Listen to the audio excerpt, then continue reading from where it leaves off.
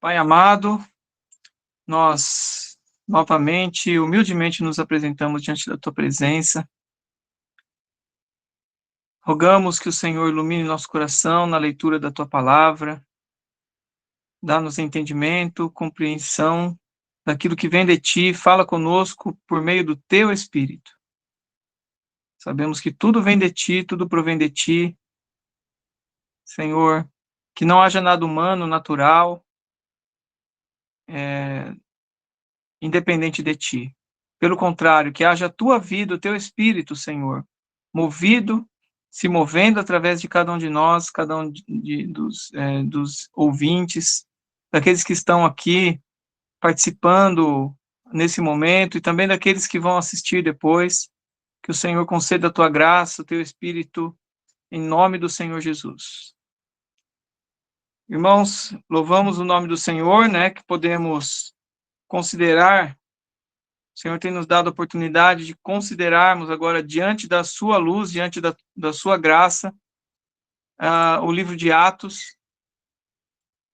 Atos, que como está escrito aqui na Bíblia, Atos dos Apóstolos, mas nós podemos dizer que Atos do Espírito Santo, ou até melhor, Atos do Espírito Santo nos Apóstolos.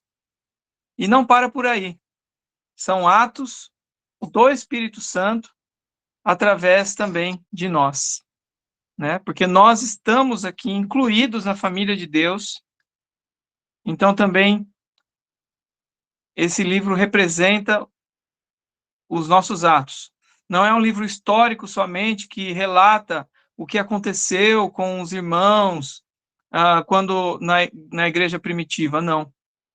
Mas ele vai muito além disso. Ele mostra princípios e viver e manifesta o agir de Deus, o agir do Espírito Santo através de cada um dos seus filhos, nos dando também um exemplo, uma lição para ser seguida. Eu queria considerar nós vamos hoje considerar Atos capítulo 1, versículo 15 até o 26. Eu queria considerar, irmãos, essa porção sob a luz de Efésios 2, tá? Efésios 2, versículos do 19 até o 22. Eu queria que nós tivéssemos primeiro a leitura desses versículos e considerar a porção, né, de Atos 1, do versículo 16 ao 25, sob essa luz aqui desses versículos de Efésios. Ele diz assim, vou começar do 22, na verdade, vou fazer uma ordem inversa, tá? O 22 fala assim, no qual também vós, juntamente, estáis sendo edificados para a habitação de Deus no Espírito. Irmãos, Atos fala da habitação de Deus no Espírito. É isso que Atos fala. Habitação de Deus no Espírito. É isso que nós devemos considerar quando lemos Atos. O Espírito de Deus foi derramado e é derramado a nós com um objetivo de sermos edificados para a habitação do Senhor, sermos testemunhas de Cristo. E não é somente edificados sozinhos, não. Atos nos mostra que nós somos edificados em um corpo, em um só corpo, em uma só família. No versículo 19 de Efésios 2, 19, assim já não sois estrangeiros e peregrinos, mas concidadãos dos santos e sois da família de Deus. Atos nos mostra que nós somos uma família. Não é que nós temos uma família, mas nós somos e vivemos em família. Os apóstolos, os discípulos, a igreja primitiva viviam um viver em comum, viver familiar. E nós também seguimos esse exemplo, devemos cada vez mais aperfeiçoar o nosso viver em família. E somos edificados, não é sobre uma doutrina, ou sobre coisas vãs, ou sobre um viver social, não. Nós somos edificados no fundamento dos apóstolos e profetas, Por isso a necessidade dos apóstolos e profetas, que Atos nos mostra. Nós vamos ver hoje. Sendo ele mesmo, Cristo Jesus, a pedra angular. Não, isso não se perde de vista em nenhum momento. Porque, na verdade, sem Cristo, nada faz sentido. Não faz sentido um apóstolo sem Cristo.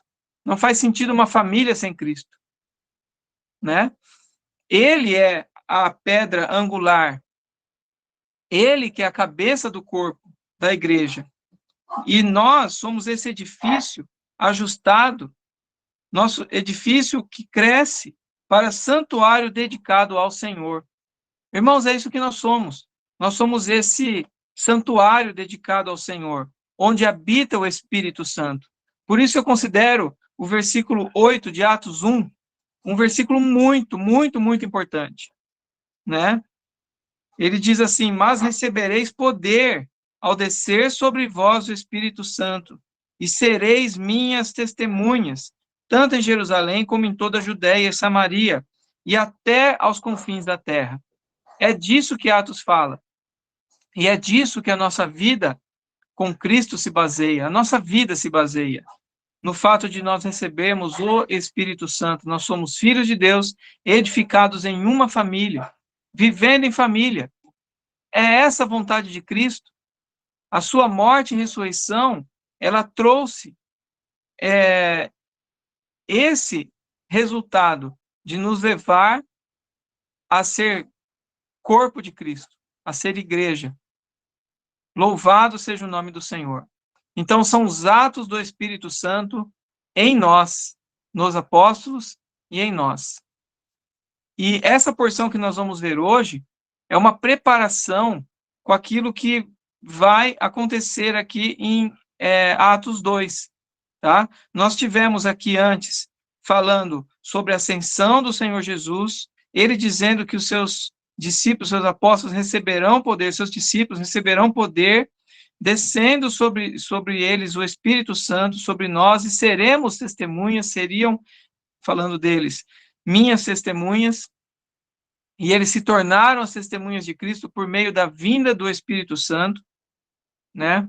Que eles tinham lá em João 20, 22, eles receberam, o Senhor soprou sobre eles e disse: recebei o Espírito Santo. Mas aqui nós vemos a manifestação em que o Espírito desce sobre eles, que nós vamos ver na próxima oportunidade, né, que quando começa o capítulo 2. Mas o fato é que um ponto muito importante é que Atos fala de sermos testemunha de Cristo.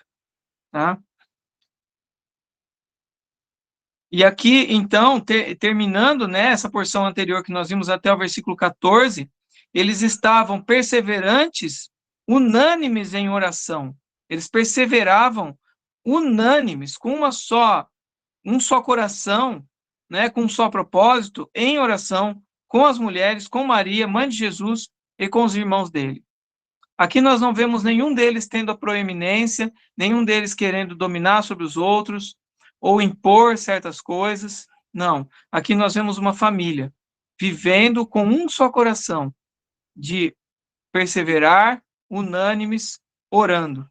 E orando pelo quê? Porque o Senhor falou para eles que eles deveriam esperar, porque receberiam poder, né? Que desceria sobre eles o Espírito Santo.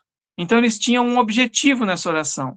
Eles não estavam orando por seus problemas, que seja errado nós orarmos, pelo contrário, a palavra fala, devemos colocar sobre o Senhor, né, toda a nossa ansiedade, porque Ele tem cuidado de nós.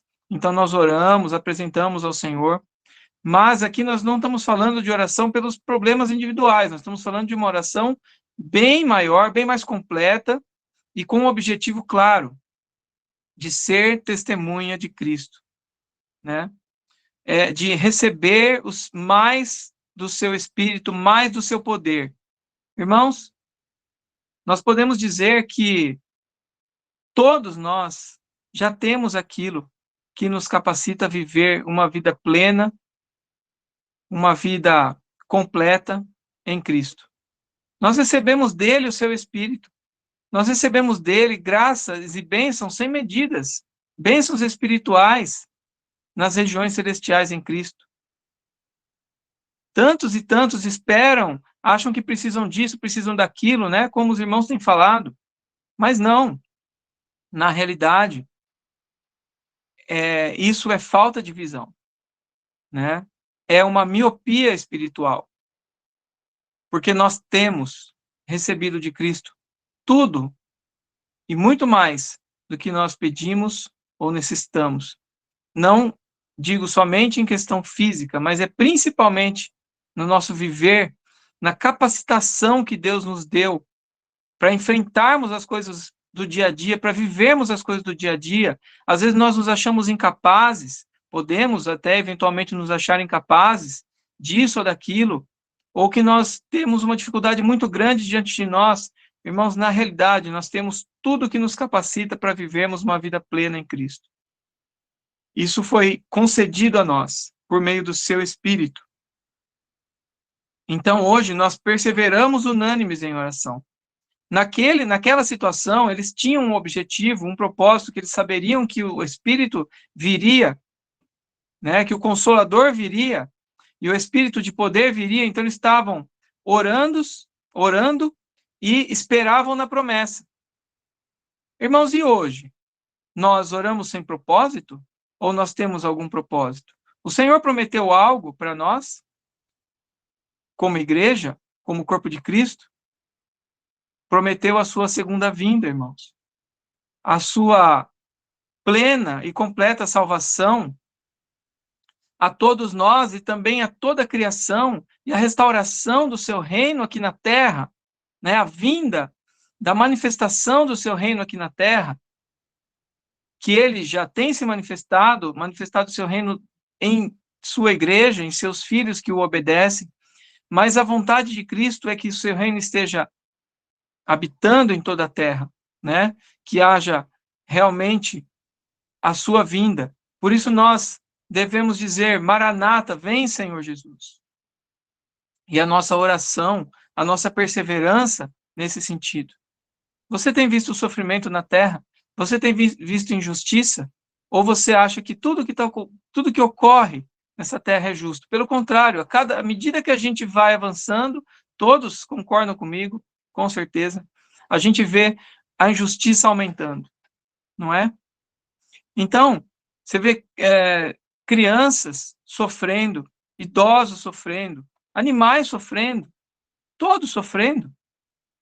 E nós também gememos, como a palavra fala, no nosso interior, clamando pela vinda de Cristo, pela manifestação da sua graça, né? Onde o nosso corpo limitado será transformado em um corpo de glória. Então, irmãos, nós temos um propósito, nós temos um objetivo que o Senhor nos levou a orar, e uma promessa. Nós devemos também, assim como os discípulos fizeram aqui, perseverando unânimes em oração, naquilo que o Senhor tinha prometido, devemos também, dessa forma, perseverar e continuar em oração. Estar juntos, orando pela promessa. Daí nós vemos no versículo 15. Naqueles dias levantou-se Pedro no meio dos irmãos. Importante aqui, irmãos, Pedro, ele estava no meio dos irmãos, né?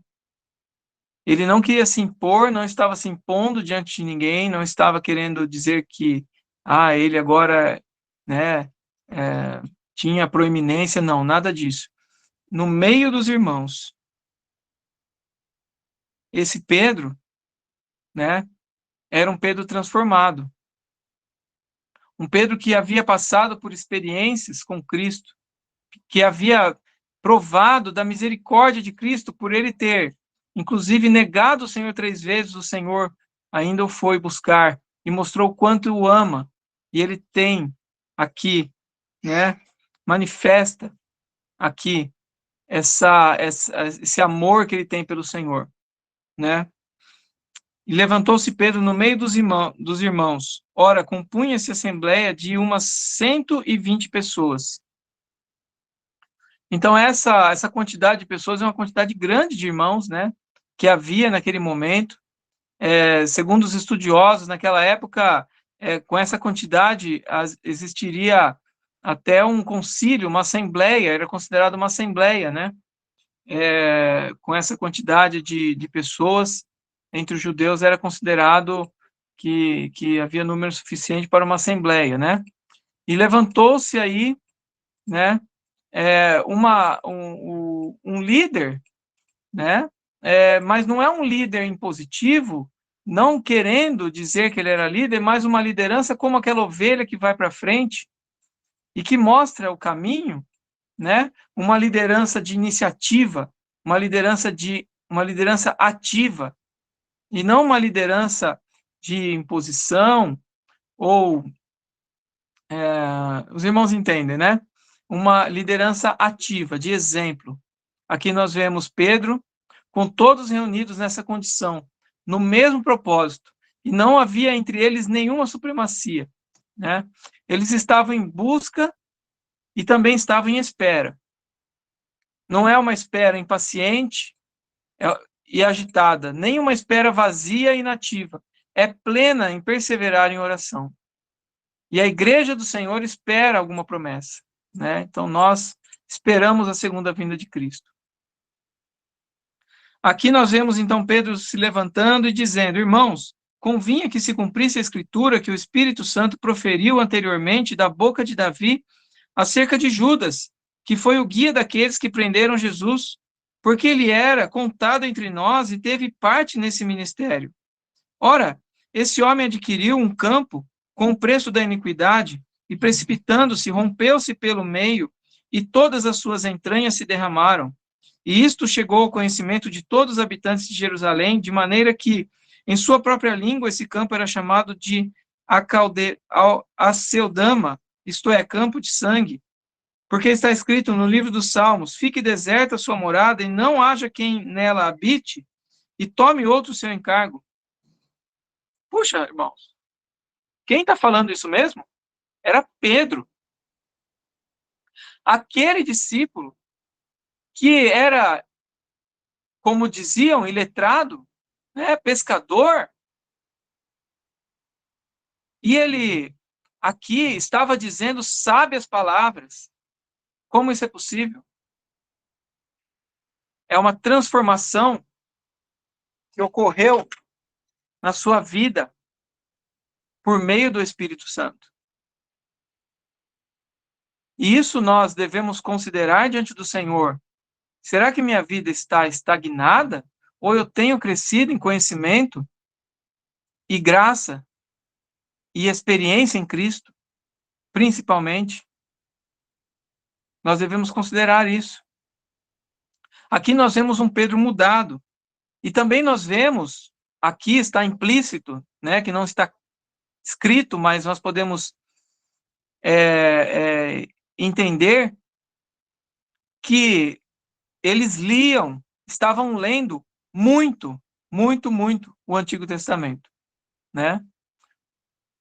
Aqui eles tinham acesso àquelas escrituras, né? Tinham acesso àqueles pergaminhos e eles liam e consideravam diante de Deus aquilo que ele havia falado antes, lá em Isaías, lá em Davi, em Salmos. Eles estavam buscando na palavra aquilo que falava sobre Cristo. Estavam buscando as referências que mostravam aquele momento que eles estavam vivendo. Para quê, irmãos? Para que eles tivessem sabedoria de Deus, para que eles tivessem luz do que estava acontecendo naquele momento. Assim também nós, irmãos amados, assim como o Senhor se revelou a ele aqui por meio da oração e da palavra, nós também devemos buscar orar e buscar a palavra para compreender o momento que vivemos, porque sabemos que são momentos do fim, tempos do fim, e que havemos de enfrentar muitas coisas, não é? Então, com isso, nós nos fortalecemos na palavra porque nós confiamos que tudo está debaixo do propósito da soberania de Deus. Veja só, aqui ele fala de Judas. Judas, que foi o guia daqueles que prenderam a Jesus, no versículo 16, que é 17, porque ele era contado entre nós e teve parte nesse ministério. E o que aconteceu com Judas? Esse homem adquiriu um campo com preço de iniquidade, vendendo, né?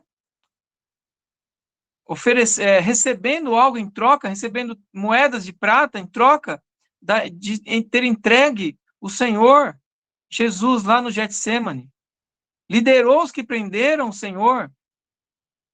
Judas, ele era tesoureiro, como um tesoureiro, ele ocupou um cargo de confiança. O Senhor deixou um cargo de tesoureiro para ele, um cargo de confiança, mesmo sabendo que ele era ladrão, mostrando o seu amor, mostrando sua confiança nos propósitos e nos planos do Pai. Deu chance para ele se arrepender, deu chance para ele entender, para ele mudar. Judas ouviu palavras inefáveis, ele viu milagres memoráveis. Mesmo assim, tendo parte nesse ministério apostólico, ele liderou os que prenderam Jesus. Assim nós vemos, né, que ele passou, né, em algum momento, ele passou a ser guiado, como diz lá nos evangelhos. Ele foi, inclusive, tomado por Satanás, né, e foi guiado por Satanás e seguiu a sua indicação, a sua linha, e caiu, entregando o Senhor, né? E aqui nós vemos no versículo 18, dizendo assim, que ele adquiriu um campo com um preço de iniquidade, precipitando-se, rompeu-se pelo meio, e todas as suas entranhas se derramaram. E isso chegou ao conhecimento de todos os habitantes de Jerusalém, de alguma maneira em que sua própria língua esse campo era chamado Alcedama, isto é, campo de sangue. Então, alguns podem pensar assim, aí nós consideramos, vou fazer um parênteses aí, né, irmãos, para considerar a questão da soberania de Deus versus a nossa responsabilidade, que é um assunto que já foi bem discutido entre tantos irmãos, já foi pensado sobre isso, e às vezes nós pensamos sobre isso, né, nós nos pomos a pensar, puxa vida, se está escrito já, se já estava escrito sobre Judas, tudo o que ele iria fazer, né, como aqui Pedro falou, olha, estava escrito já, que fique deserta a sua morada, não haja quem nela habite, tome outro seu encargo, porque estava escrito já, tudo o que ia acontecer com ele, com aquele que entregaria Cristo, né? Então, se já estava tudo escrito, ele simplesmente foi um robô? Ele simplesmente agiu guiado por aquilo que estava escrito? Alguns podem pensar assim. Tirando de Judas a responsabilidade que ele teria por ter entregue o Senhor, por ter agido dessa forma. Não é? Porque se você diz que tudo aquilo foi determinado por Deus, então Judas não teve culpa. Será que é isso? Sabemos que não. Então existe um equilíbrio, a necessidade de um equilíbrio entre as duas coisas. Tá? Olha aqui Atos 2, Atos capítulo 2, versículo 23, um pouquinho mais para frente. Nós vemos aqui o discurso de Pedro, e Pedro falando assim, o 22 primeiro, varões israelitas, então é 2, 22. Varões israelitas, atendei essas palavras, Jesus o Nazareno, varão aprovado por Deus diante de vós, com milagres, prodígios e sinais, os quais o próprio Deus realizou por intermédio dele entre vós, como vós mesmos sabeis, sendo este entregue pelo determinado desígnio e presciência de Deus. Vós o matastes, crucificando por mãos de iníquos. Olha só Pedro aqui falando para os judeus, falando o seguinte, olha, ele foi entregue pela presciência, pela soberania de Deus, já estava tudo escrito, sim. Estava tudo já determinado, o desígnio de Deus que ele fosse morto e entregue.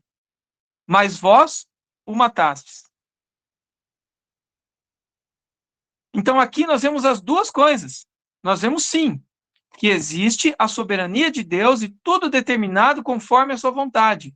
Mas também existe a responsabilidade daquele que agiu, porque ele não agiu como um robô, porque ele decidiu seguir aquele caminho. Judas, ele teve muitas oportunidades e escolheu, assim como Caim escolheu matar Abel. Deus deu oportunidade para Caim se voltar. Deus deu oportunidade para Caim se arrepender, mas ele não se arrependeu, assim como Judas. O Senhor mostrou vários momentos sua misericórdia, dando oportunidades para ele agir. Jesus mostrou para ele que sabia que ele queria trair, para que ele confessasse, para que ele falasse e voltasse atrás. Então aqui nós vemos nesse versículo, né, que há a responsabilidade dos judeus. Olha, vós o matastes. E há também a responsabilidade de Judas, que ele entregou sim, entregou o Senhor e ele deveria, e ele pagaria, né? Ele não se arrependeu, ele, pelo contrário, ele não teve arrependimento, ele teve um remorso, ele não se voltou, não se arrependeu, então ele, né, teve esse fim, né? Como fala aqui na Bíblia, um fim muito tenebroso, né? Por quê? Ele entregou o Senhor e não se arrependeu. Então aqui, considerando ainda a questão da soberania de Deus, ele, acima de tudo e de todos, ele controla tudo, irmãos, segundo a sua vontade. Deus está no controle de tudo o que há de acontecer. Certo? Então aqui, nós vemos que, vamos supor que Judas tivesse agido diferente. Não é? Isso não é uma coisa que nós devemos, irmãos, entrar muito a fundo nisso, porque confunde um pouco nossa mente. Como intercalar essa questão da responsabilidade e da soberania de Deus? Porque nós não temos uma mente ilimitada. Nossa mente é limitada, ela tem limites para compreender, né, de compreensão. Só que, veja só, no fim de tudo, sempre a vontade de Deus é feita. Independente do que acontecesse, a vontade de Deus seria feita. Certo? Então, a soberania de Deus reina. Ele sabe de tudo, ele está no controle de tudo, porém, as nossas responsabilidades, nosso caminho, os caminhos que nós seguimos, nós temos responsabilidade por eles. Não é? Ou será que nossas escolhas todas ficarão isentas? Nós podemos tomar qualquer atitude que tivermos. Está tudo na soberania de Deus, ele sabe que tudo estará bem no futuro, então eu posso fazer o que eu quiser. Não é isso, irmãos. Nós sabemos que havemos de prestar contas das nossas ações diante de Deus, como diz, né, em toda a palavra, principalmente no livro de Apocalipse. Nós havemos de prestar contas diante do trono de Deus, do trono de Cristo. Então, a soberania de Deus não isenta a responsabilidade dos homens. Tudo havia sido determinado por Deus, tudo está determinado, já havia sido determinada a morte de Cristo, exatamente como aconteceu, mas isso não retira de Judas a responsabilidade, não retira dos judeus a responsabilidade, não retira a responsabilidade de Pôncio Pilatos, certo? Então a responsabilidade deles existe. Assim, Deus está no controle de tudo, conforme predeterminado, e ao mesmo tempo nós também somos responsáveis pelas nossas atitudes.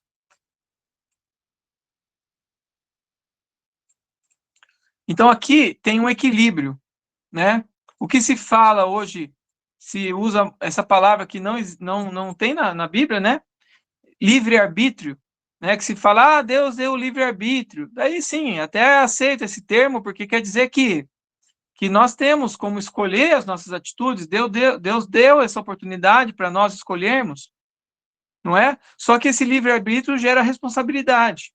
Não há como imputar a Deus a responsabilidade pelos nossos pecados e as nossas escolhas. Já estava tudo escrito, ele sabia que tudo isso ia acontecer. Não é assim. Por quê? Porque ele deixa os seus filhos e todas as pessoas agirem da forma que agem.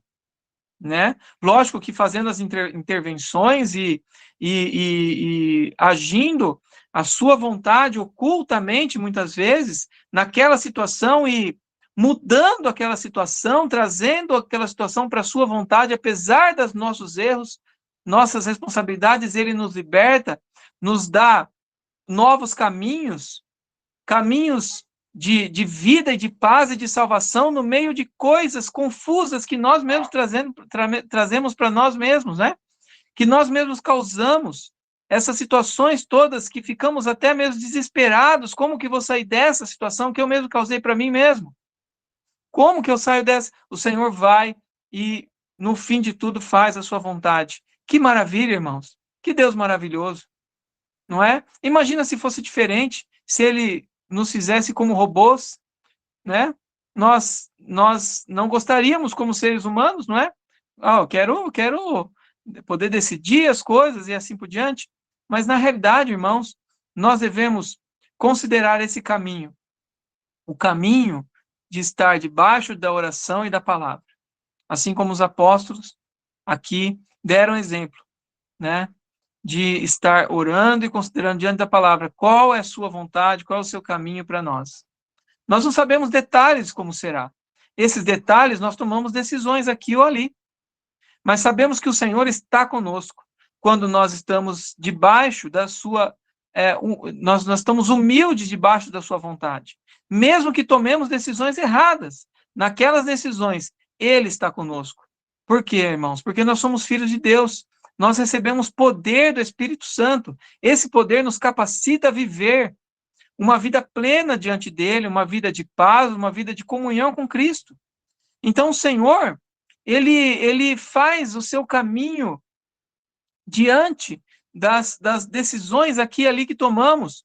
Muitas vezes, suas decisões guiadas por ele mesmo, mas às vezes até decisões que nós mesmos tomamos erradas, ele vai e transforma aquele caminho, trazendo a sua vontade. Percebe que é a sua soberania agindo e também não nos tirando a responsabilidade sobre o que fazemos.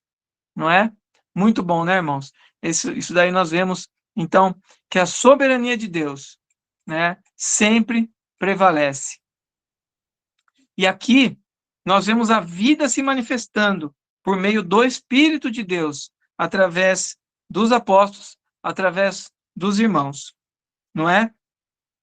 Todos perseverando unânimes em oração. Muito bom. Agora, indo um pouquinho mais adiante, nós vemos aqui a escolha, né? Então, falando ainda sobre a escolha de Matias. Então, Pedro estava falando sobre a situação de Judas. Aqui, aparentemente, né? Alguns podem entender que há um conflito, né? Que há um entendimento dúbio, não é? Pelo que fala em Mateus 27, fala de como se deu aí a morte de Judas, né? Então, Mateus 27 fala assim que, 27, versículo 5, então Judas, atirando para o santuário as moedas de prata, retirou-se e foi enforcar-se. Então, aqui fala que Judas jogou as moedas de prata, e também fala que ele se enforcou. Ele se enforcou. E aqui em Atos 1:18 fala diferente. Nós podemos achar, né, a princípio, que há uma diferença aqui, não é? Rompeu-se, ele fala que rompeu-se pelo meio, ou seja, não seria, segundo alguns, né, não seria uma morte por enforcamento, e também fala que ele comprou, né, o campo de sangue, e lá fala que ele jogou as moedas, e depois os sacerdotes que compraram. Então, na realidade, irmãos, há sim uma sintonia entre essas duas porções, entre esses relatos, né? Quem comprou o campo primeiro? Né? Quem comprou o campo? Nós vemos que foram sacerdotes através do dinheiro de Judas. Né? O dinheiro que seria Judas, ele jogou aquelas moedas, sacerdotes, como diz lá em Mateus, eles resolveram comprar esse campo porque não seria justo jogar como oferta, como dízimo. Então, eles resolveram pegar esse dinheiro e comprar esse campo, né, onde eram enterradas, né, para fazer... não era, fala lá no versículo 6, os principais sacerdotes tomando as moedas, disseram, não é lícito deitá-las no cofre das ofertas, porque é preço de sangue, e tendo deliberado, compraram com elas o campo do oleiro, para o cemitério de forasteiros, tá? Então, aqui, não há, não há não há nada contrário, né? E também, quanto ao modo, né, da morte de Judas, fala aqui da corda, né, que a corda que ele usou para se enforcar, ela pode ter se rompido, e daí, ou o galho que ele se apoiou, se quebrou, né, e daí ele caiu e se rompeu, e as suas entranhas se derramaram, né? Então, plenamente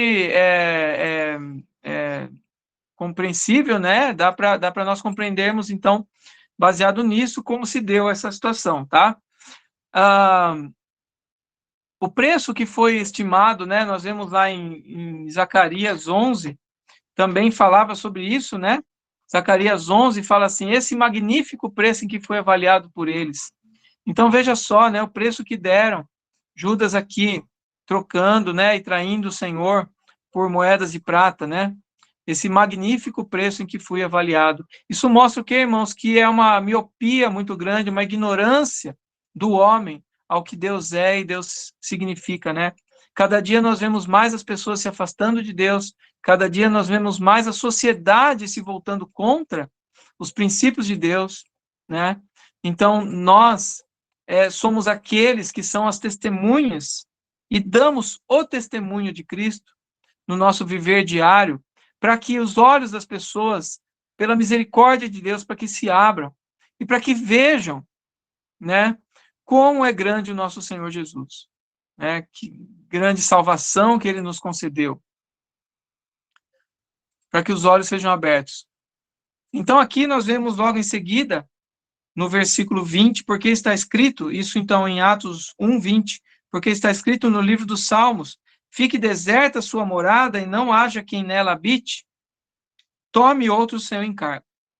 Então, isso daqui, essas porções aqui, né, Pedro tirou das Escrituras. Eles estavam com suas mentes abertas, o seu coração aberto, então eles tinham discernimento agora da palavra.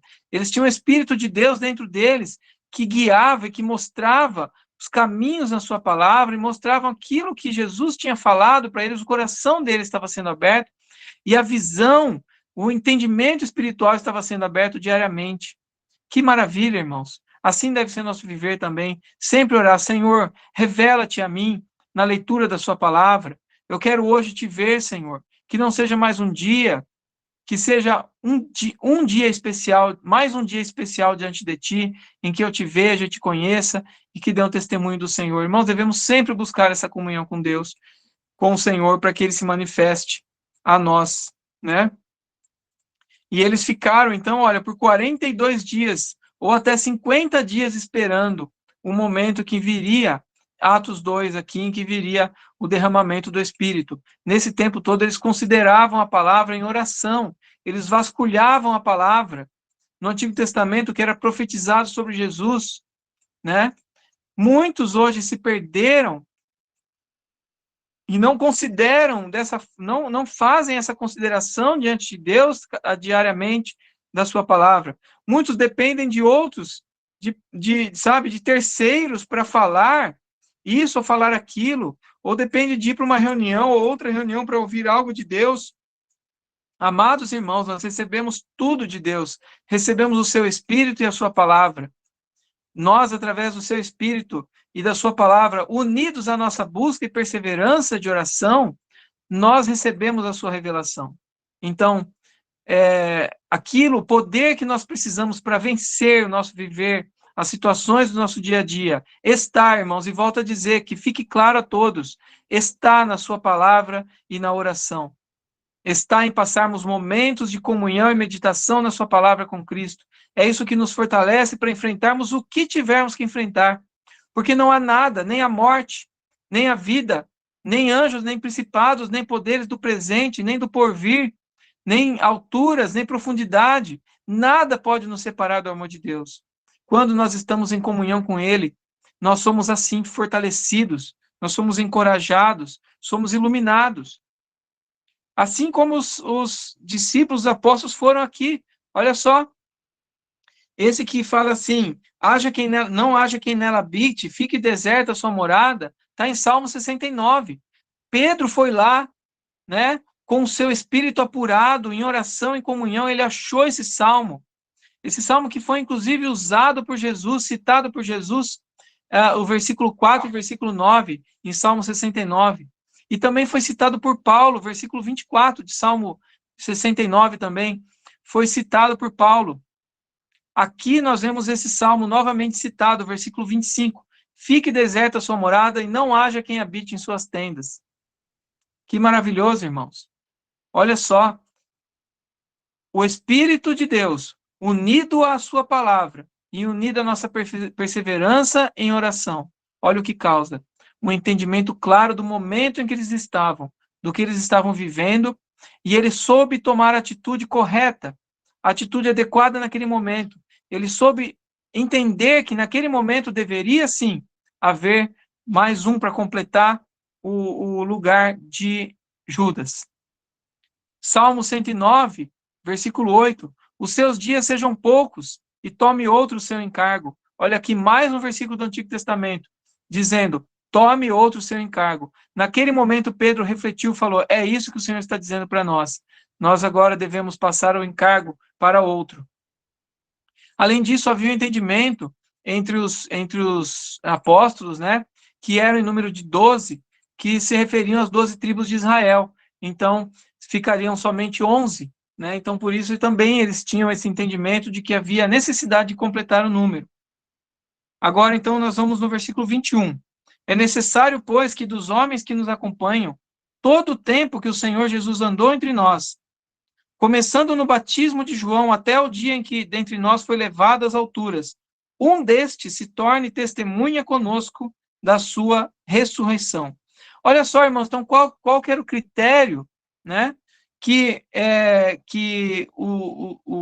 Pedro aqui falou para eles e que foi iluminado pelo Senhor aqui? Qual seria o critério que levaria à escolha do apóstolo no lugar de Judas? Que fosse um homem que fosse um daqueles que acompanharam todo o tempo o Senhor Jesus, desde o batismo de João. Ou seja, uma testemunha ocular, alguém que tinha visto, que tinha ouvido suas palavras, alguém que estava o acompanhando fielmente. Então, começando do batismo de João até quando foi levado às alturas. Ou seja, aquele que acompanhou todo o tempo a sua manifestação, né? o seu ministério todo até a sua ascensão. Acompanhou a sua morte, viu tudo, foi testemunha da sua morte, foi testemunha da sua ressurreição. Um desses deveria ser, então, aquele que tomaria o lugar de Judas, né? E agora, só fazendo um parênteses aqui, mais um, né? Sobre a palavra apóstolo. Significa ministério ou serviço, tá? Então, vem da palavra diaconia, alguém que veio para servir e não para ser servido. E também da palavra apóstoli, que quer dizer testemunha, né? Apostolado, testemunha da ressurreição. Então, esse aqui seria testemunha da ressurreição. Como lá em Atos 4, versículo 33, ele fala assim, com grande poder, os apóstolos deram testemunho da ressurreição do Senhor Jesus, e em todos eles havia abundante graça. Então, nós vemos alguém aqui que testemunhou, que foi testemunha daquilo que Cristo fez, da sua obra e da sua morte e ressurreição, e eles davam o testemunho, que é a própria pessoa de Cristo, vivendo neles. E esse testemunho redundava em uma graça abundante do Senhor Jesus na vida de todos aqueles que ouviam. E nós, irmãos, nós também somos testemunhas. Nós também somos testemunhas da morte e ressurreição de Cristo.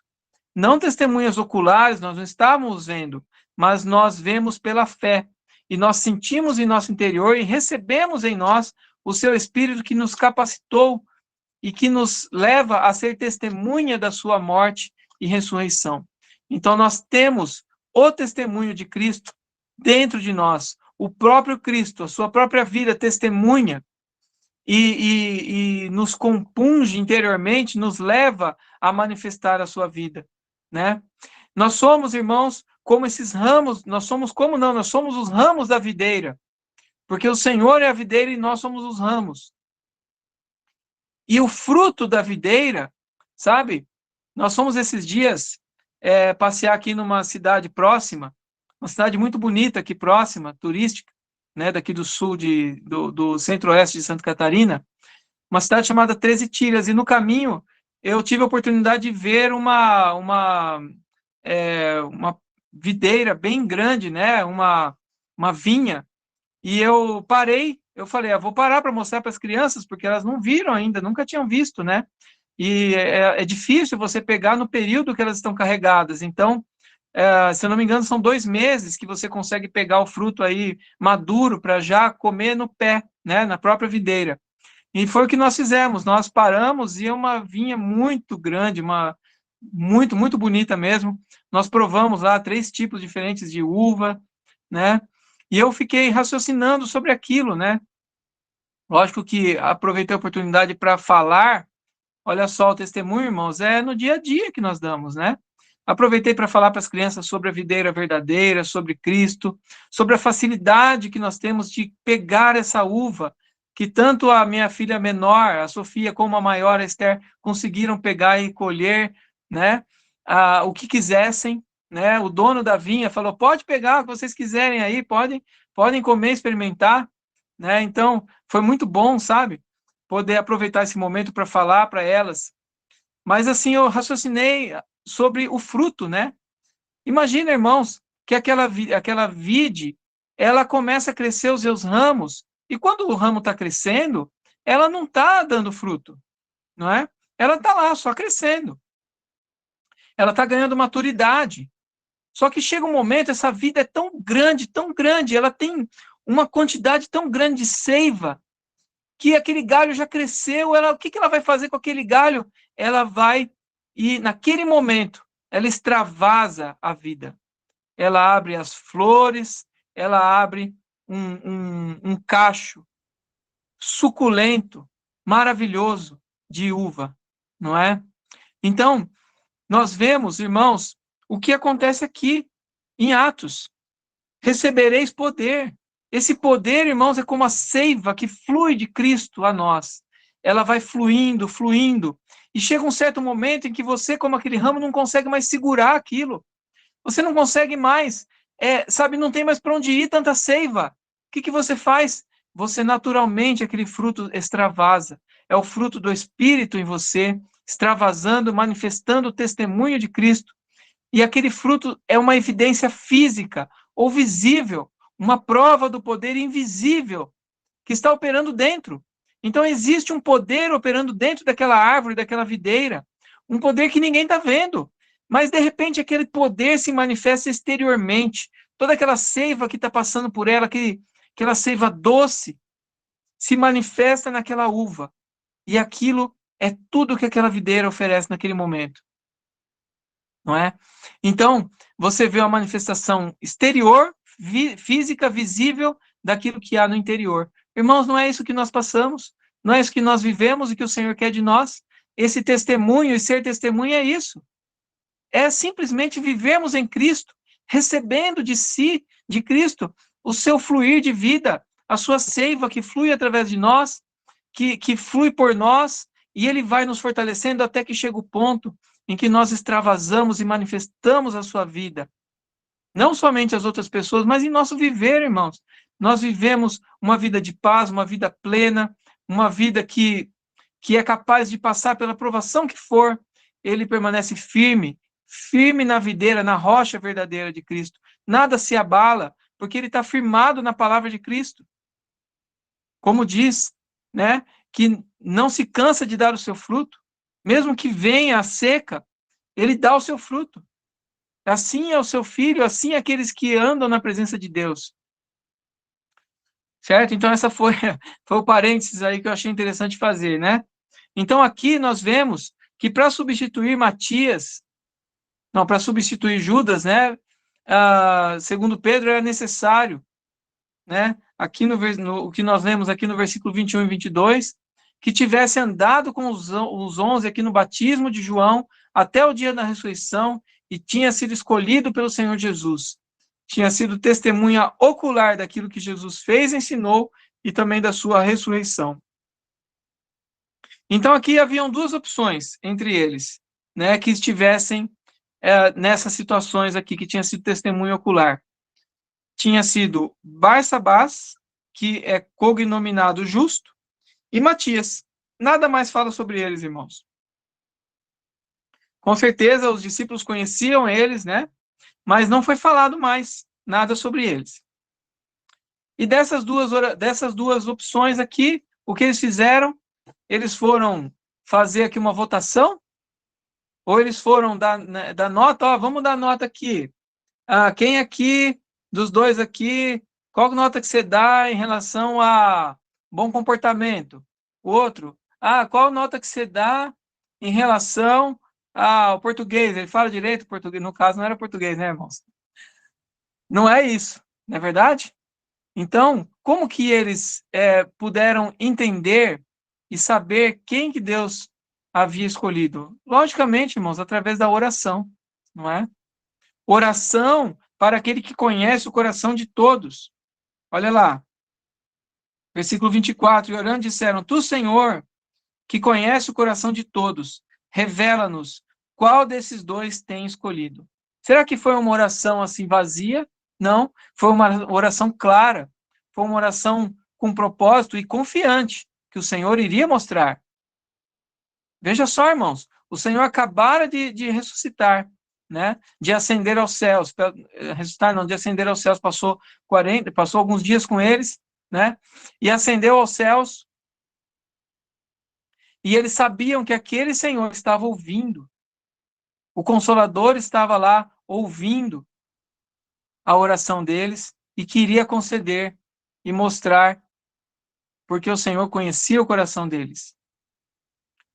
E o que eles fizeram para preencher essa vaga, o versículo 25, nesse ministério apostolado da qual Judas se transviou, indo para o seu próprio lugar. E os lançaram em sortes, vindo a sorte recair sobre Matias, sendo-lhe então votado lugar com os 11 apóstolos. Então aqui eles entenderam que o Senhor tinha dado a sua vontade, mostrado a sua vontade, através das sortes que eles lançaram. Mas aqui o Senhor estaria guiando essa escolha. Porque isso aqui, no Antigo Testamento, havia essa prática, né? Mas isso foi antes do Pentecoste. Já no capítulo 2, eles não se vê mais essa prática de lançar sortes, tá? Então, basicamente, o que fica para nós? Nos orientar pelas Escrituras, assim como eles fizeram, se orientaram pelas Escrituras. Usaram bom senso. Como assim bom senso?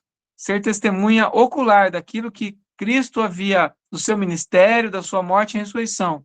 E também, alguém que foi escolhido pessoalmente pelo Mestre, principalmente isso. Quem foi escolhido pessoalmente pelo Mestre? Matias. Então aqui, eles viram claramente que preencheu o espaço do apostolado, Matias. Então, irmãos, que maravilhosa essa porção da palavra, né? Que quando nós lemos assim, corrido, e não de forma detida, como fizemos agora, nós podemos perder e deixar de lado tantos aspectos importantes que o Senhor quer nos mostrar sobre a prática da vida com Cristo. Então é isso que Atos trata. Atos trata de vivermos em Cristo e de vivermos sendo orientados e guiados pelo seu Espírito. Então é isso, irmãos, que eu quero para mim, isso que eu espero que os irmãos também orem, desejem para cada um de si.